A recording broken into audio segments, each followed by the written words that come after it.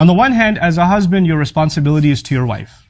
You took her from her family. You took her from the protection of her parents. She had a wali, she had a father.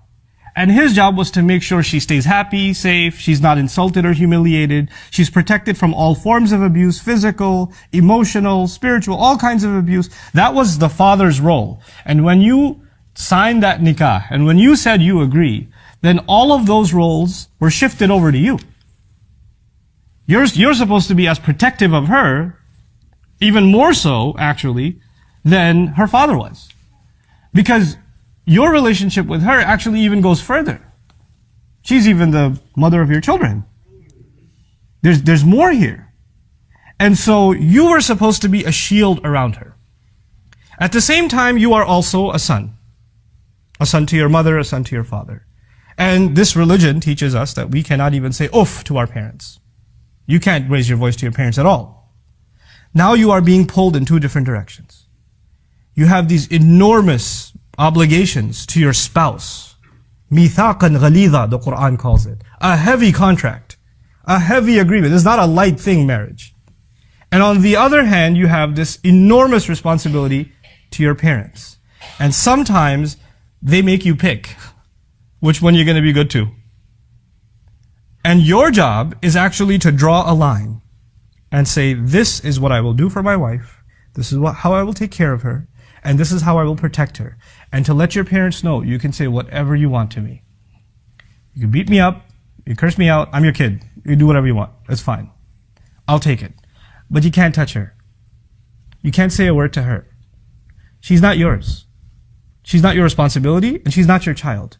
Especially the culture I come from, you know what they say when the girl's getting married? They say, oh, she's like our daughter. Oh, it's like we have a new daughter in the family. Beware when you hear those words.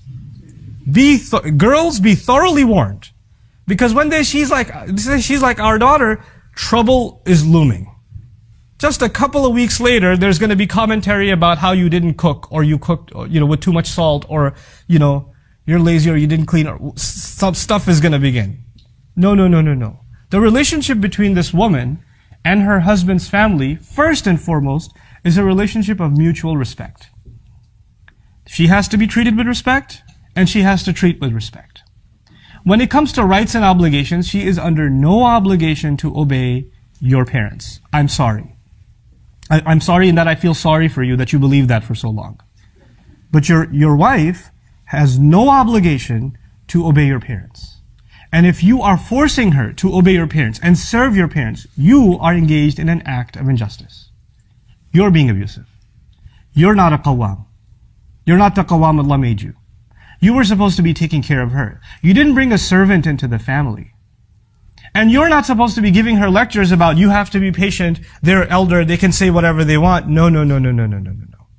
When even our family does something wrong, Allah commands us to stand up for justice. Even if it's وَلَوْ عَلَىٰ أَنفُسِكُمْ أَوِ الْوَالِدَيْنِ وَالْأَقْرَبِينَ. You have to stand up for justice, even if it means you have to stand up against yourself. Meaning if you've done something wrong, you have to own up to it. And if your parents have done something wrong, you actually lovingly, respectfully, head down, humble voice, you still have to let them know, you can't do that, Mom. I'm sorry, you can't do that. Dad, that's not right. I'm not going to allow it. You're my dad, but those rights I will not allow you to trample. Because Allah will not be asking you, Allah will be asking me whether I was qawwam over my wife or not. If you cannot be that shield, then you are in violation of what Allah expects from you as a husband.